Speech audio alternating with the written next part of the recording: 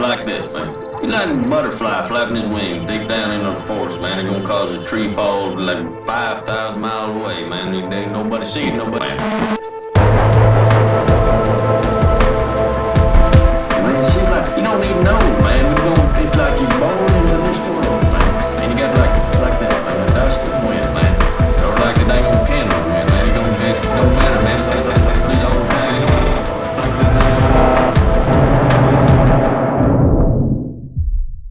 All right, Aristocratic Utensil. Welcome back to the Jay Burden Show. How you doing, man? Hi, greetings to you, good sir. I hope you're doing well, and you're enjoying the fallout of the Mango Man back in office. I am enjoying it so much more than really I thought I would. Like I'll be honest, I predicted Trump. I was pretty sure it was going to happen, but I didn't think that he was going to win the popular vote. And, you know, the mandate he's gotten is incredible. He has truly defeated all comers. And, you know, we didn't get the epic meltdown we got in 2016. Is a little bit more defeated, right? But at the same time, there are some people who are quite mad, and it's amazing, man. I can't lie to you. I love it so much. It's great. Yeah, I have seen a handful of people really losing their mind.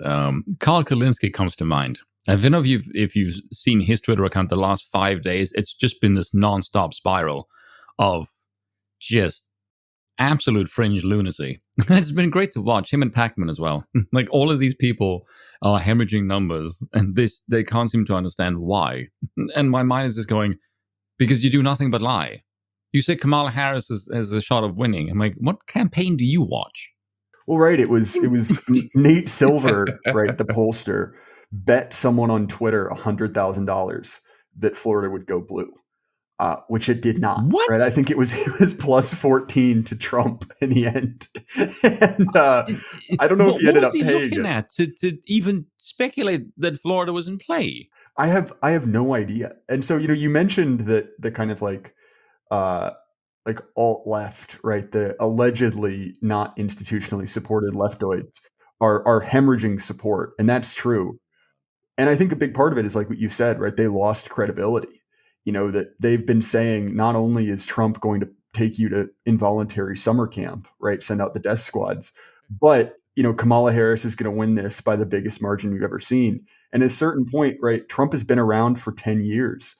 And if you've been wrong for 10 years and you're constantly beating the drum of like, be afraid, you know, you're one bad day away from, you know, Mustache Man. At a certain point, you know, even these kind of like brainwashed sheep are going to look around and say, well, I'm just tired. And I think that weariness is something we're seeing. Or they're going to jump off a cliff. We can hope. It's like, I do not endorse, like, total lie, I do. One thing that I thought was really interesting was the way that the lefties react, the sort of so-called like alternative media ones. What strikes me as very bizarre about them is that they're no different than the mainstream media. You can say, well, but, you know, media is funded by big money. I'm like, well, you're not exactly cash-strapped yourselves. You're just slightly less of it. And the studio is different. But ultimately, you'd still wind up at the same point. Your destination is still the same. You're basically like the same brand, but you're different brands, but the same product. Yeah, exactly. And you see it. I'll put it this way, right? When I go to my bank during Pride Month, I get their flag, right? What I don't get is, you know, some kind of like, you know, sloganeering from our side. Like I've never had a bank tell me, you know, Christ is king, or, you know, I've never gotten the 14 words on a debit card. I'll put it that way. Yeah. Have you got that on the woke one? Well, the alternative, right? The gay stuff, God. the like BLM. Like the moment I always think about is during 2020, I was, you know, in college having a good old fashioned LAN party while the world burns with my friends. And, you know, we're playing, you know, local Call of Duty, right? Yeah, exactly. You know, running it back. And the server kicks us all out, shuts down. We all have to install an update, which is weird, right? So we do it. We install the update. And the first thing that comes up is a BLM message, like a 30-second video you have to sit through about institutional racism. And then in the background of the lobby, you see, you know, Black Lives Matter, which is crazy, right? That level of, you know, institutional support. Like, look, is this during a Call of Duty game? Yeah, it was. They literally like kicked us from the Considering game. Call of Duty is known for its heavy use of racial slurs back in the day, the idea of that is just glorious. It's like, oh god, how the mighty have fallen. 100%. But point is, I'm saying like if you've got that level of institutional support, you're not the underdog. You're pushing through an Yeah, open door. absolutely not. And I think that shtick is majorly played out. I mean, look at the fact that you have Kyle Kalinske, complaining about losing a third of his viewers practically overnight. We're not the only people noticing this. Yeah, I feel very bad for him. He said sarcastically. Yeah, of course. One of the other things, and this trend has been going back even a few months ago, is that, other kind of like leftist streamers like Hassan Piker has been freaking out because he's really upset at specifically young men, because young men have swung to the far right. You see this obviously in the actual numbers from the recent election, right? Men under 30 swung hard for Trump. But also, I mean, you just see it in culture, right? Like the language of male humor, right? The language of memes is right wing. Like, I get it. He's a kind of bro comedian. But the fact that, Shane Gillis is basically unapologetically racist and sexist and not really as a joke and is one of the most popular comedians, the world over. I mean, that speaks to that, right? Yeah, I think it's because essentially, and I said this to a bunch of people, the reason why the right will win men is because leftism has nothing to offer them. It's really that simple. Who wants to be around a bunch of preachy women telling you what you can and cannot say? Fuck off. Like, who the hell do you think you are? Like, if I look at this from a purely sort of society perspective, what do women do for society if men were not around? You wouldn't build shit. Like, men do and build everything around you. They maintain everything that you see.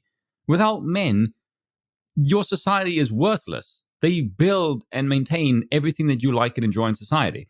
If you are going to piss them off, you're screwed.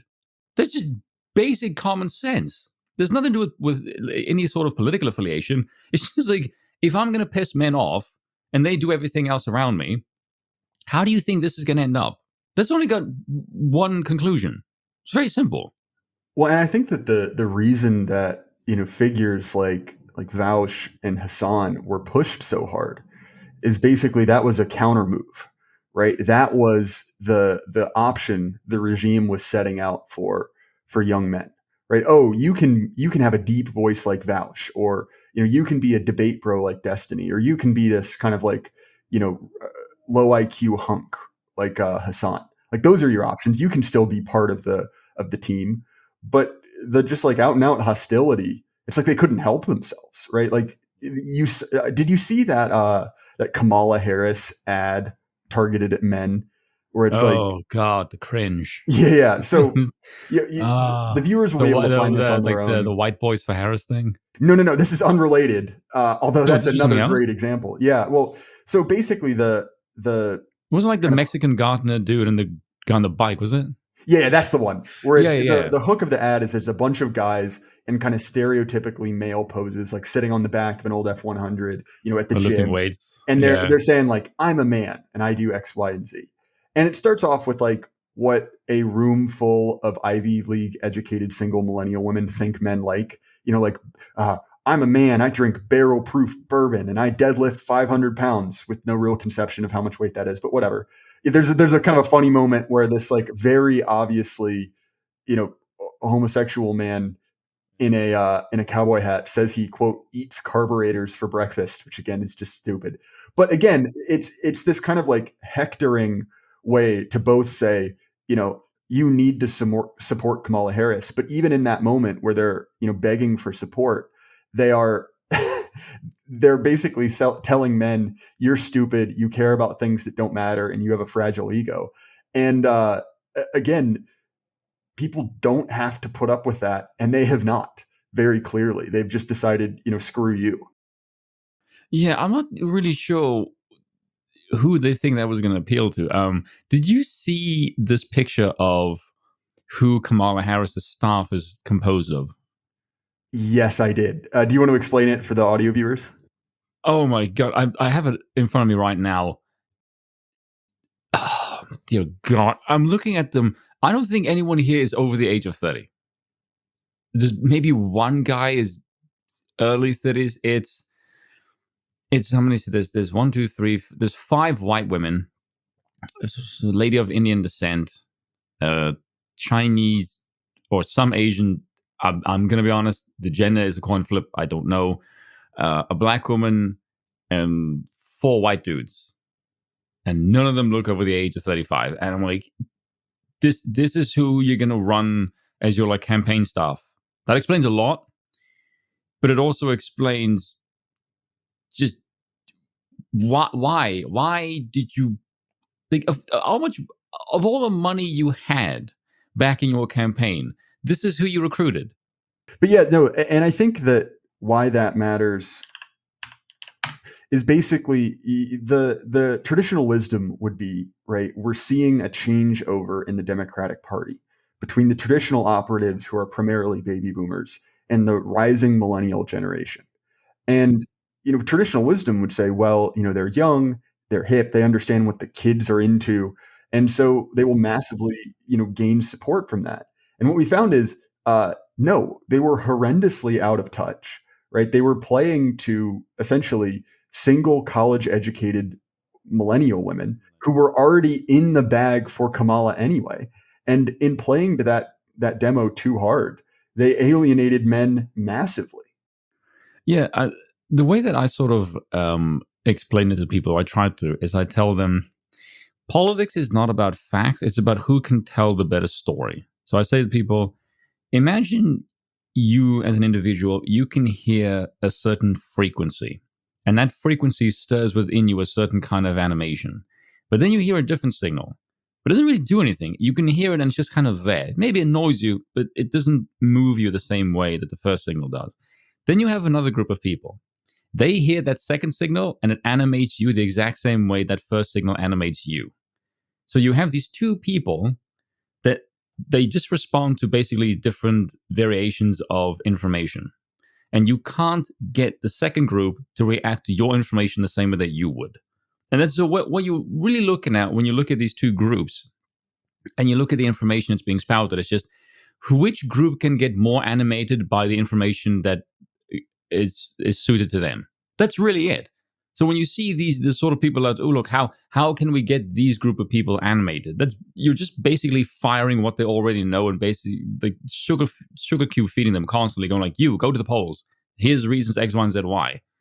But if most people are not susceptible to that kind of animating sugar cubes, that's when you start losing people. So this constant balance of which diet is most suited for which people. That's really the way that you get people to the polls. Because I said to people, like most people, if you talk about capital gains tax, you put them to sleep. You won't get them to go to the polls, even if it's good for the economy. That's just not what moves people. It's an emotional appeal. It's not a logical one. That's how machines work, not humans. Well, and I think that it was a really bizarre choice for Kamala to basically run a campaign entirely on quote unquote vibes, right? Yes. Like you brat or the campaign of joy. That lasted like 3 days. Well, it's the reason I keep bringing it up is because the more time stupid. you get away from it, the dumber and dumber it appears. Yes. Right? But like, okay, fair enough. It's not dumb if it works. But not only did it not work in an ultimate sense, but even a week later, it was embarrassing. Yeah, it was dead in the water. I don't think I think even Sargon pointed this out, is that if you just sort of look at this in a sort of story sense, Kamala Harris wasn't ever really there.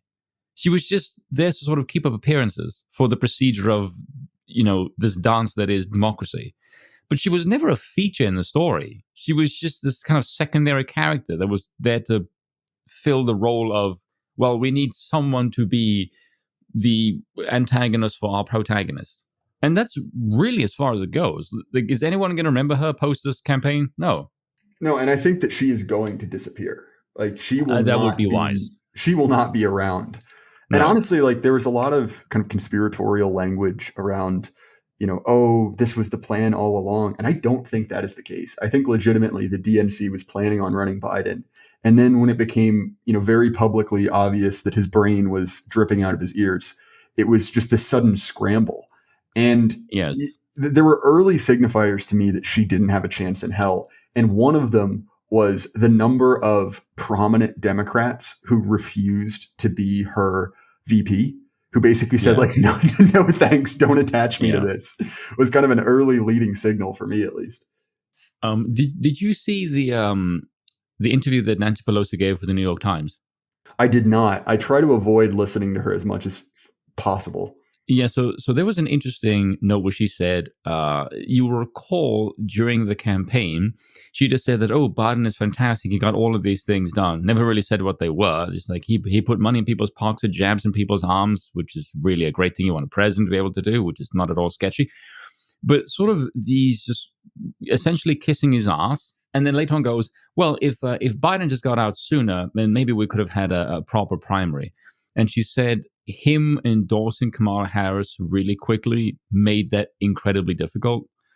And I remember someone saying that, I think it was one of AA streams actually, where he said Obama behind the scenes wanted who was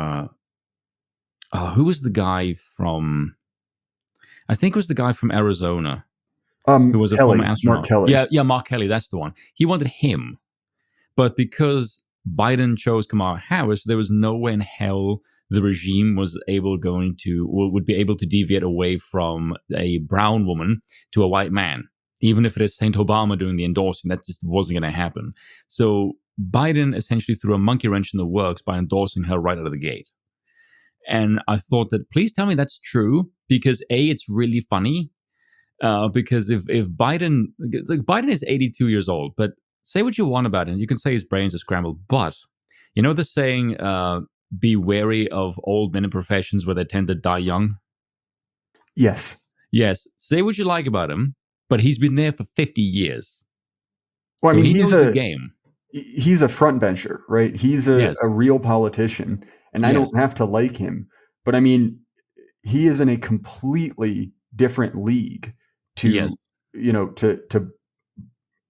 Kamala or to Walz.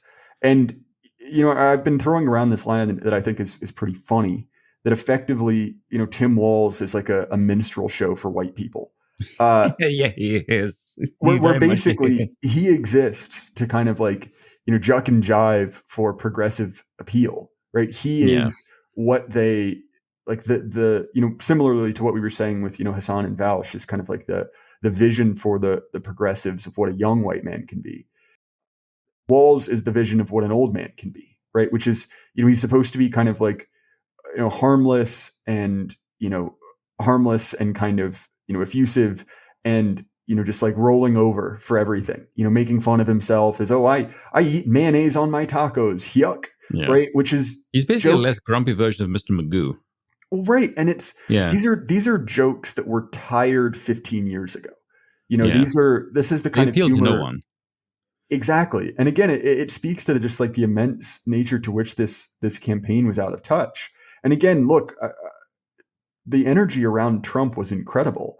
And, speaking to what you said about politics being about a story, not only did Donald Trump have this amazing 3 acts, right, of, an unexpected success, a dastardly betrayal, and then an overwhelming victory, right? The king returns at the end. But also in that, he was able to generate an immense amount of these iconic moments. Like you have, him at McDonald's, you have, him sitting in his trial, you have the mugshot.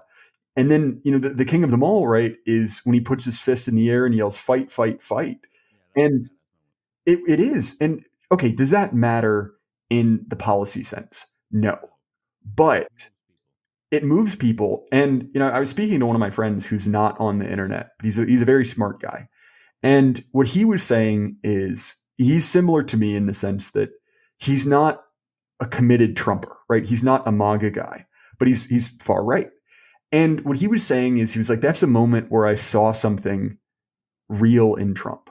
I saw that, in a moment of crisis, it wasn't like George H.W. Bush cowering away from a journalist throwing a shoe, right? He's basically pushing off his Secret Service to, raise his fist in the air and say, like, you can't get me.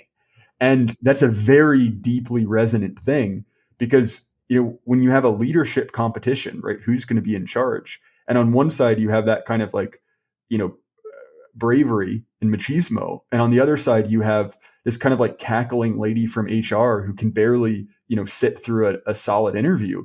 And I mean, even for people who aren't political per se, that's not a hard choice to make. Yeah, it just speaks to the soul, and she has none. I will say the funniest moment for me is when Trump got shot. Is when, if you look at the other side of the camera, when he's being led down the stairs, he just says like, "Get my shoes." I don't know why that killed me. That was the funniest moment. He's like, dude, you just got shot. There's someone that might be still shooting at you, and your main concern is your shoes. Like, damn, that's just funny as hell. Yeah, believe me. So you cover a lot of politics, but you cover a lot of kind of cultural news as well. Yeah, And I have to keep my eye on a bit of both. and one of the things that I think is interesting when we're talking about narratives is there's a certain extent to which Gamergate is the genesis of what we now see as a right-wing youth culture. And look, I wasn't around for when it kicked off, although I've told the story multiple times that I was taught it in university. Right? I had Really? Yeah, oh yeah. I'll tell it in a abbreviated version for you because my viewers have heard it a half dozen times. But I went to a liberal school and I signed up for a class called Game Theory, which I naively assumed would be economic game theory, right? The prisoner's dilemma. And joke's on me, I signed up for critical theory of video games. And so this kind of like stereotypical blue-haired land whale, who, by the way, maybe a year or so ago, one of my friends who had access to like scholarly publications, like he had a JSTOR subscription, found all of this professor's work. And in addition to being a critical theory of video games scholar, quote unquote, she's also a professional clown. I kid you not. But anyway, and she basically taught me, 100%. And she taught me the like leftist progressive version of Gamergate. And I was sitting there in class and I was like, well, I don't know anything about this, but I know I hate you. So those guys are my new friends. And I think that's a good way to look at it. But I think that's how a lot of people got into this, right? That the progressive left was so toxic and so annoying that they basically, started grasping around for any alternative. And now you have this situation, some 10 years later, right, where it is not cool to be left wing. It is not cool to be like Kamala Harris or Tim Walz. And you see this in the videos coming from college campuses, right? Of people at college parties in their MAGA hats or with their Confederate flags on again. But that's even more broadly true in the sense that like look at the kind of lefty streamers I was talking about. They ape our language. They say something is based. They the Dark Brandon is basically a like a knockoff version of a synthwave edit. The laser eyes and everything. But I'm curious, right? Because you cover more of the cultural stuff. How do you think that developed over time? And do you still see that as being kind of like an active front? I have a bit of a different perspective on this. Is the phrase politics is downstream from culture? Yes, I believe it's Bannon who said that. Yes, I don't. Yeah, it's either Bannon or Breitbart. And I don't think that's true. I think culture is downstream from power. Because if you look at any time in history you analyze and you sort of look at the culture, look at the ways of the people, the first thing you ask is who's in charge? Who was the king? That's always the first question is who is in charge? No one actually thinks it's the other way around. Like if you look at in the wake of Trump winning, the immediate reaction is how is the culture going to react to him? It's not how is he going to influence the culture, which to me is quite strange, because it's just the signal that if he's the sort of center point of the entire regime, he has somehow power. Maybe it's because of democratic volume that put him there. That if the majority of people put him into power, this is what the kind of people, this is the person who should influence the culture in some kind of sense. Because the same people that put him in power are also the same people that are going to watch the entertainment. That's sort of a pitch, I would imagine. I actually think it's a fairly accurate one because, if the majority of people put that in power and you're not going to appeal to the people of who's the majority, you're not going to get anywhere as far as finance goes. There's something to that. I think what we're seeing now is, when we talk about our ideas, we fundamentally have what we have is an information advantage, right? We can explain things that the kind of traditional court historians of the Nuremberg regime cannot, right? Both in, what has previously happened, but also what will happen and why. And, in the kind of like high finance world, information is basically the advantage, right? This is the reason in the US that we have laws against insider trading, because otherwise, everyone would constantly be looking for insiders to sell information. You see, for instance, in people like Pelosi and Dan Crenshaw, who aren't subject to those regulations, they become massively wealthy because they can use their information advantage. And what you've seen is, and I have some inside contacts that, I will not reveal names, but I have personally confirmed this. Our ideas are becoming massively successful in that elite for that reason, right? Yeah. And is that true? Exactly. Yeah. And one of the things that you see with any form of adoption, whether it's a technology, whether it's a religion or anything, is there's basically a tipping point where once you reach a certain percentage of early adopters, it spreads like wildfire. And that number is, depending on who you ask, 12 to 14%. And look, that is the farthest thing from populism, right? Where we need 50 plus 1%. There's certainly a mass movement component to this, right? If you read your German history, you'll know what I mean. But at the same time, what you need is to get that 14% of, your top guys. And I don't know if we're there yet, but we are making massive inroads. Like, just look at the fact that, look at what people like Elon Musk is saying, what he's posting on his alt. And I am very convinced that he is further along than he is saying, right? Like the fact that they stole his son, right? They transed his son. That's a huge radicalizer, because I know other guys, right, who are similarly wealthy and powerful who had the same thing happen.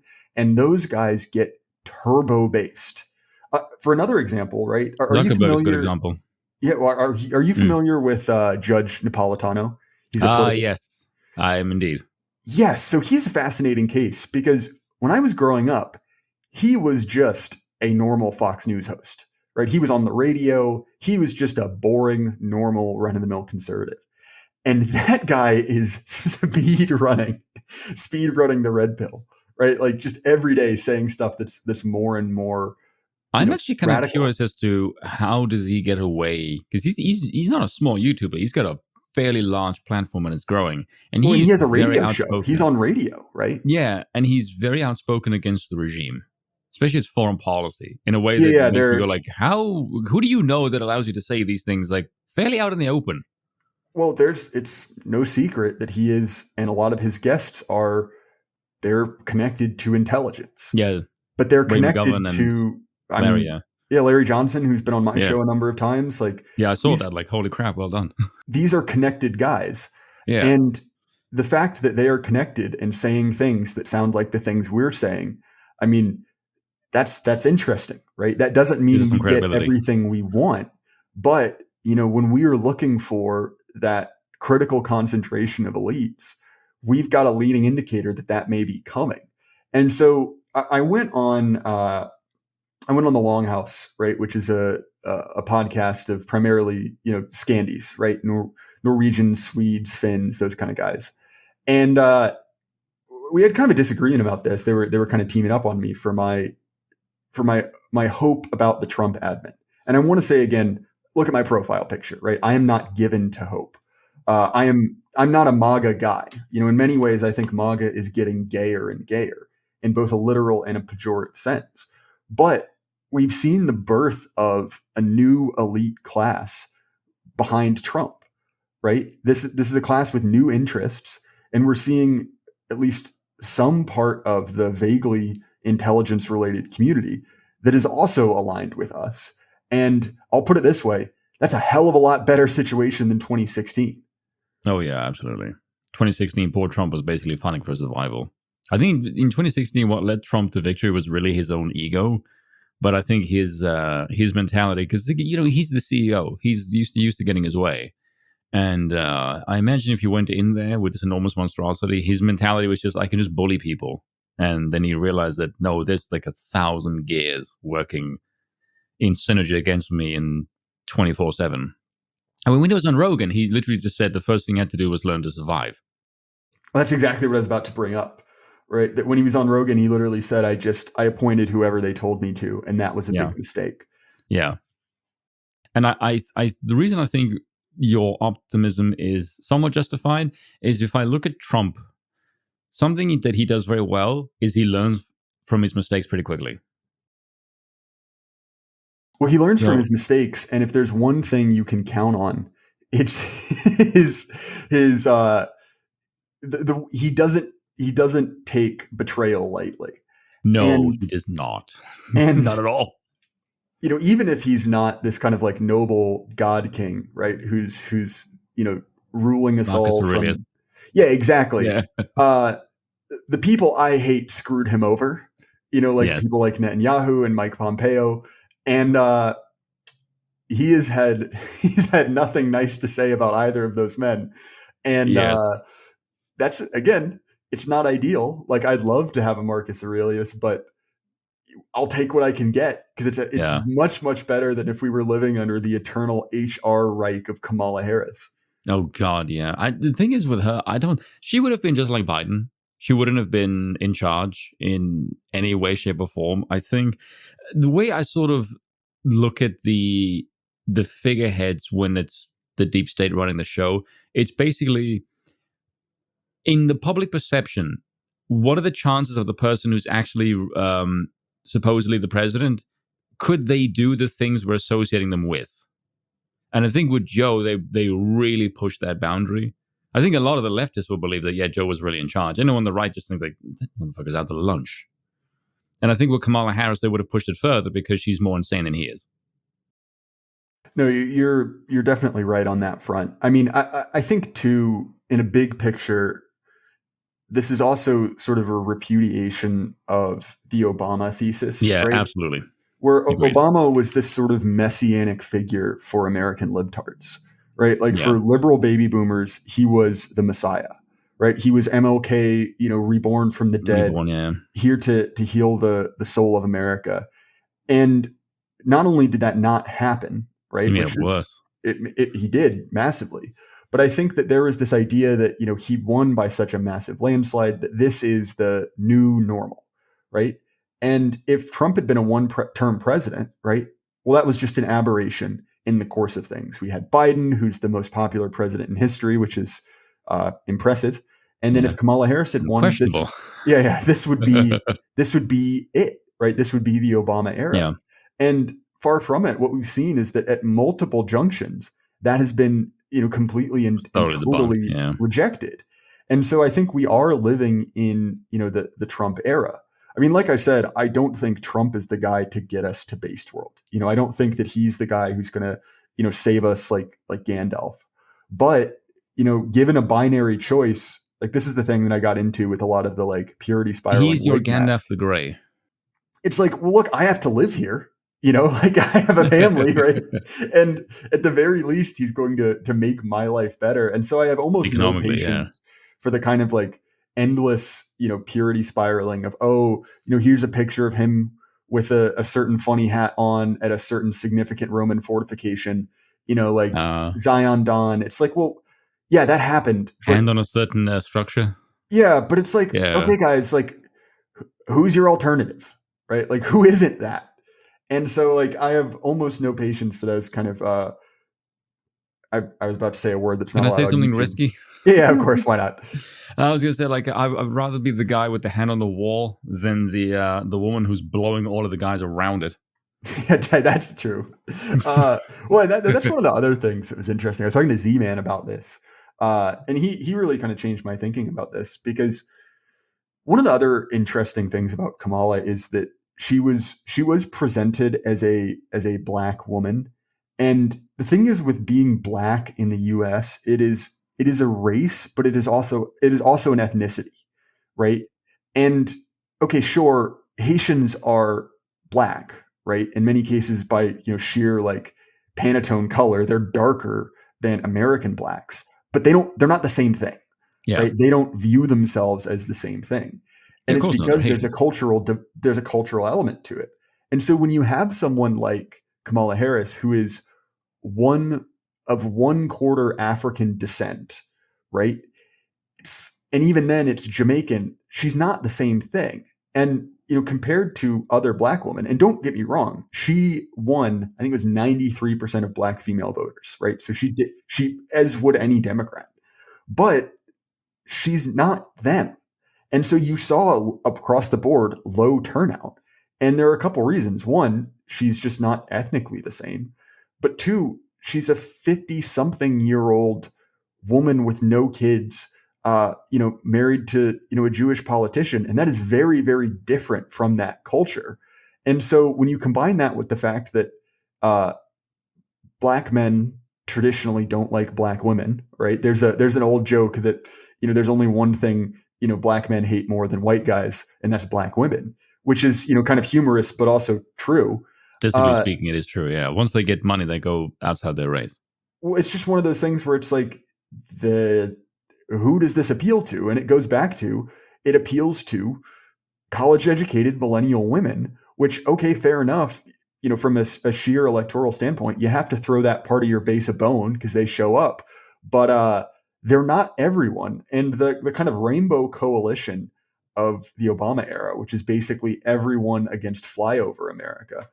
Well, the problem with that is all of those people you've brought together, other than that negative, don't have much in common at all. And we're seeing the cracks in that base form, especially after October 7th of last year.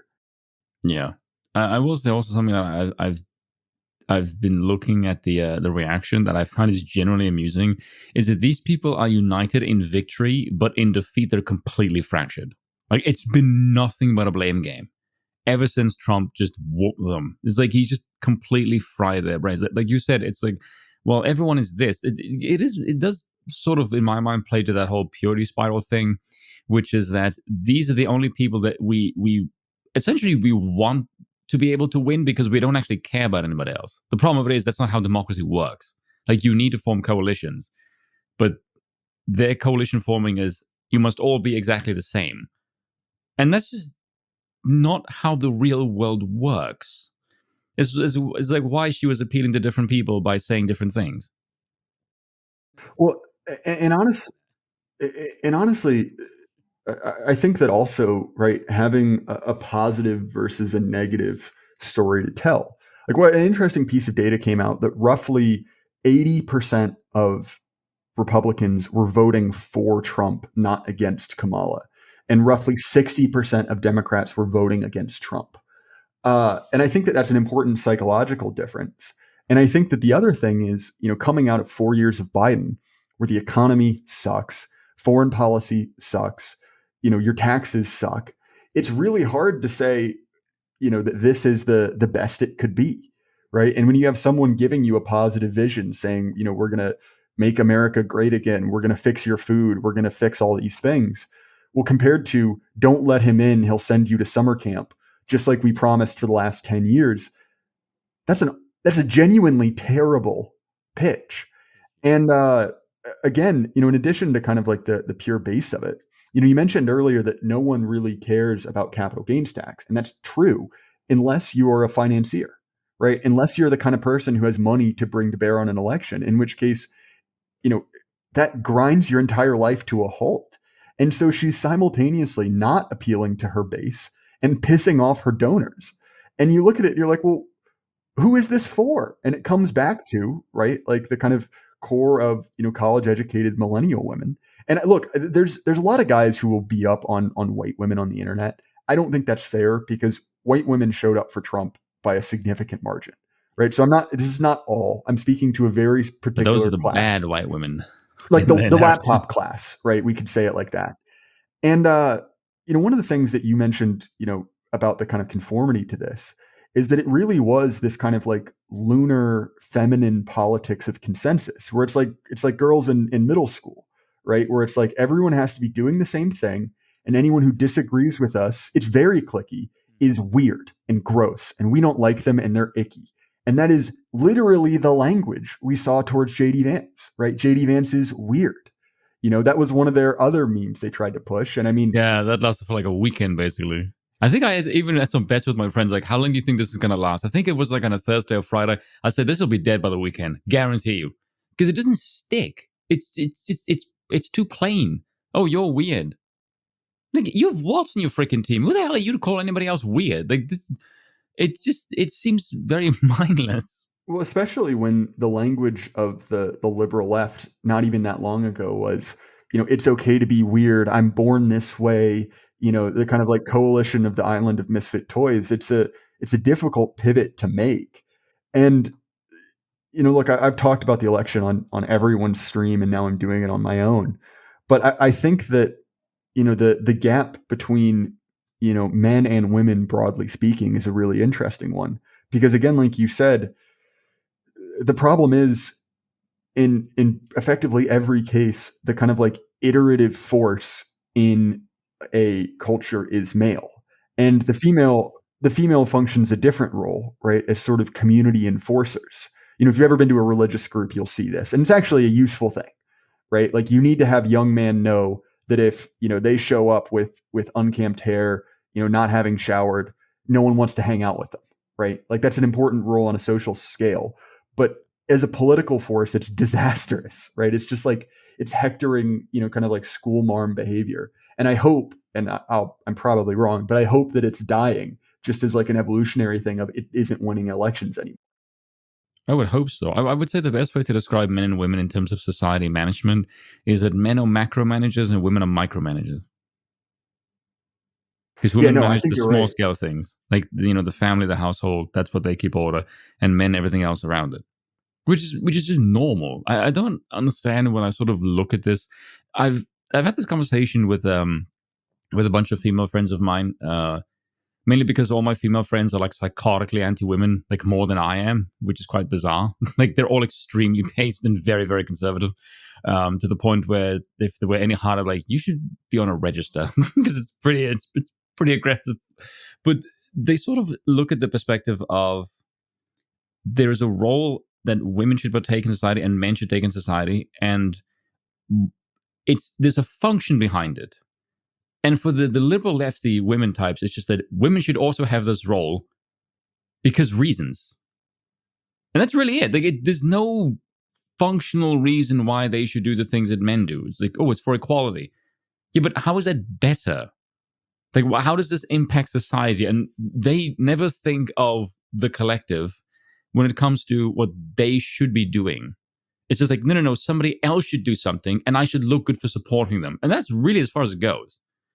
Which is very, very strange behavior to me, because like, men don't function in that way. To us, that kind of thinking is anathema to any social structure. It's just weird. Well, and honestly, like, it's no shock that, the regime pushes so hard for, women to go to school, to get an immense amount of debt, to, go into these kind of laptop jobs, because it pushes them to being clients of the regime, right? It's taking them to a place where, their husband is the government, their church is the state. And I mean, look, the big breakdown, right, that we talk about in white women is basically, are you married and do you have kids? And that is a huge change. And anecdotally, I can speak to this in the sense that, I know quite a few women who were not even like leftists, but just kind of like social media liberals. And then they, settle down and have kids, and they swing far right. And, I think that there's a reason that the regime is trying to basically block off that exit. Because I mean, you were talking about the kind of people behind the Kamala campaign, how many of those would have been called spinsters in another age, right? These kind Almost of like single working women. Yeah. And I mean, I think that there's been much less of a reaction, kind of a performative reaction to Trump. And I think there's some fatigue in that. But what you have seen has basically been these kind of like predominantly, there have been some Gen Z, but again, primarily slightly older millennial women, shaving their heads for, to protest Kamala. For what reason? I don't know. Yeah, I don't know. Again, performative. But I think one of the the things that's been going around, right, is this social media trend of, following the 4B movement in Oh Korea. God, yeah, I saw that. So, by the way, Okay, from Korea. yeah, that's where it started. So basically, the Korean War was a mistake. They would be better off under Kim Jong Un, and but in all seriousness, right, this is kind of an interesting dynamic where there is a full-on war between the sexes going on in Korea, where you have like an unironic incel party, and then you have the feminist party duking it out. And as a result of that, South Korea's already low birth rates has basically cratered to cataclysmic levels. Like that country will cease to exist in, a generation or two. And, the 4B movement, and I don't know why it's called that. I probably should have done more research. But the four platforms are basically don't date men, don't have sex with men, don't get married, and don't have children as a protest. And you've seen that kind of going around. And again, it is performative, right? They're not, at least in the US, What is actually going to do it. protesting? Men as a concept, just That doesn't generally. make any sense to me. I don't know. I can't wrap my head around that. I literally cannot understand that perspective. Well, look, I'll put it this way. I'm not saying it's a good idea. I'm saying libtards are doing it. Which is a completely different I can understand that they're discussion. doing it, but like when I hear that, why? Like, what are you protesting? What are you hoping to gain from this?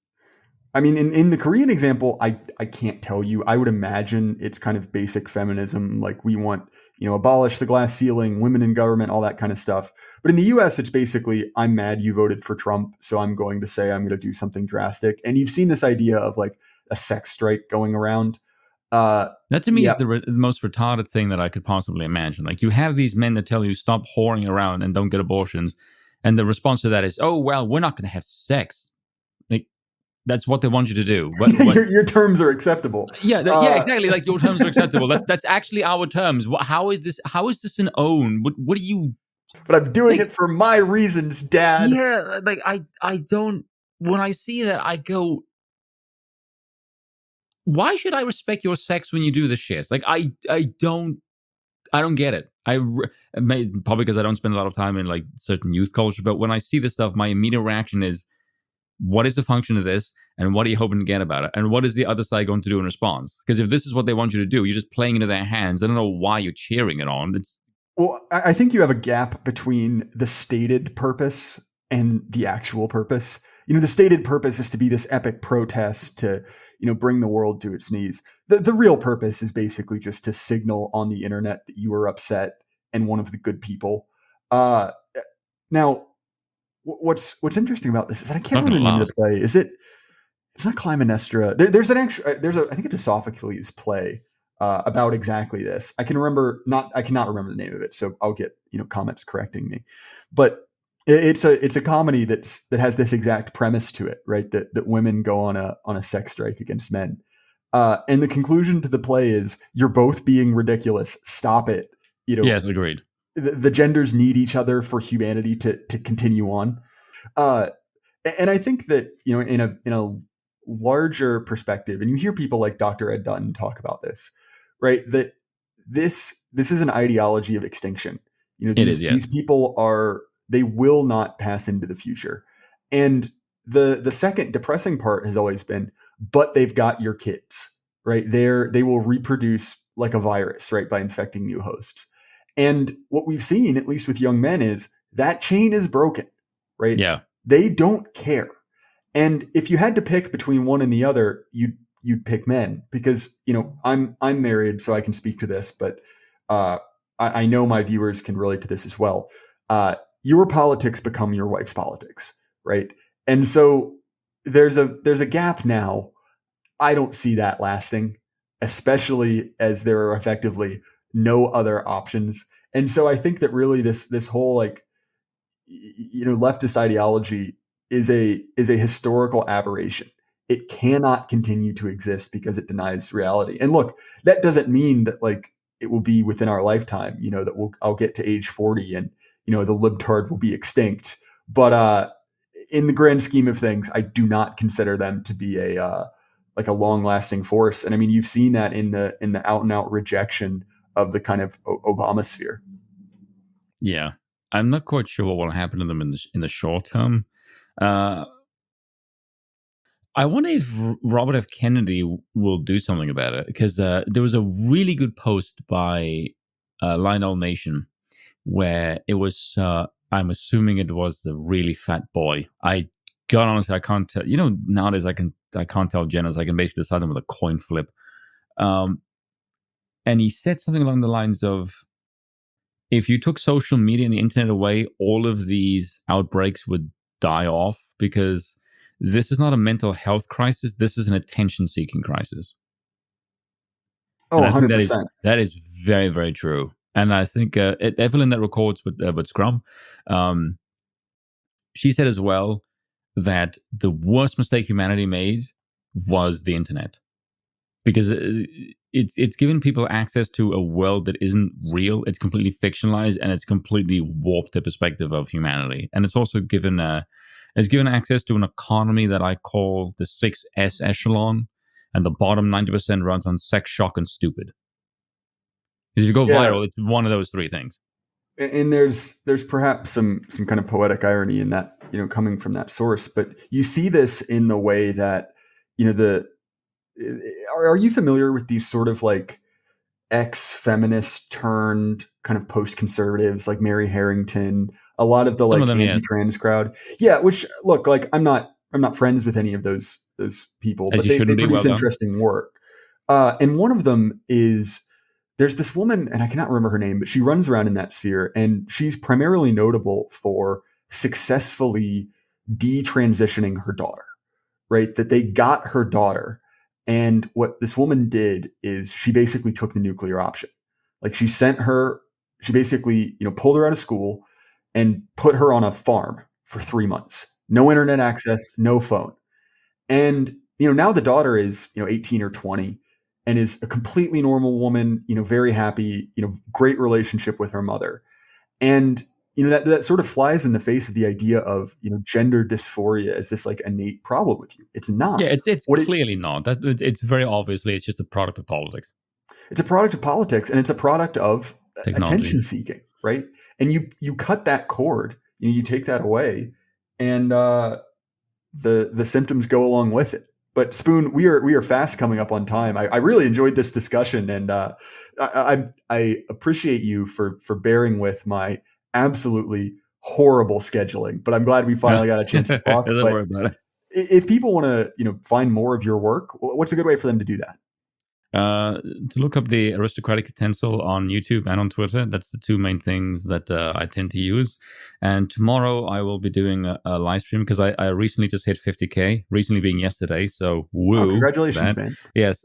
So I think tomorrow I'll be doing a stream with my friend Vex Electronica. That's probably going to be culture based. And because I only stream on Rumble with my live streams, we use a lot of really bad language. Because it's free for all. So there's a lot of homophobic slurs tends to be my favorite one that I can't use on YouTube. So there's a mandatory thing that if I'm streaming offsite, that word gets used very frequently, because it describes so many people in our current society. Well, actually, speaking of youth culture, that's a really interesting thing, because the R word and the F word, and I'll have to be circumspect for YouTube reasons. Those have come back. You can say, because I've noticed a lot of people use the former. You can say retard on Twitter and get away with it, because I do it in my videos and I've never been clamped for them. I have a very funny demonetization story where I got a stream with Thomas demonetized, and you know how like when they say there's something wrong with it, they'll clip the audio of the section that yes they will. Yeah, I had this happen recently. It was Thomas calling Pete Buttigieg an unlikable, unpopular F slur, and I hate saying this slur, but it was like I clipped that audio and sent it to him because I thought it was hilarious, because I didn't contest it. I was like, I'm not editing this out, but that's a word they really care about. But the reason I bring it up is that among people my age and younger, it's 2000 all over again. Those words are back in the lexicon. Yeah. And it's interesting you mentioned that, because recently I did a video featuring Academic Agent. It was one of his live streams, and someone read he read out a super chat that someone said about Fuentes, and he went from reading the super chat in the way that he normally does, very sort of stoic manner, and he just flipped instantly as soon as he went over, and he went like, "Now listen here," and he starts swearing, and he said, "I hate Fuentes fans," and the way he said fans, just it sounded like a G instead of an S or an N, so it sounded like the British idiom for cigarettes. And when I loaded that up on YouTube, it said like, "Oh, this is restricted because of speech." And I went like, "What the hell are you talking? Where's the? There's no foul language in this." And it clipped that moment, and I realized that's what the AI heard. It had heard the F slur when he was really just saying fans. So even the AI can't distinguish it. It does that stupid crap. So yeah, definitely, man. But thank you so much for coming on. This was a great time. I'll be sure to link to your channel in the live stream as well. As far as my stuff, you can find the Jay Burden Show on Apple, Spotify, YouTube, anywhere you listen to podcasts. If you want to support us, best way to do so is our sponsor, Axios Remote Fitness and Coaching. When I was out at this event in Portland, I got to meet a ton of the Axios guys in the flesh, and it was great. They're heavy hitters there. It's not only good for you, but they're good guys. Highly recommend it. And to everyone at home, remember, keep your head up. Life can't last forever. Good night.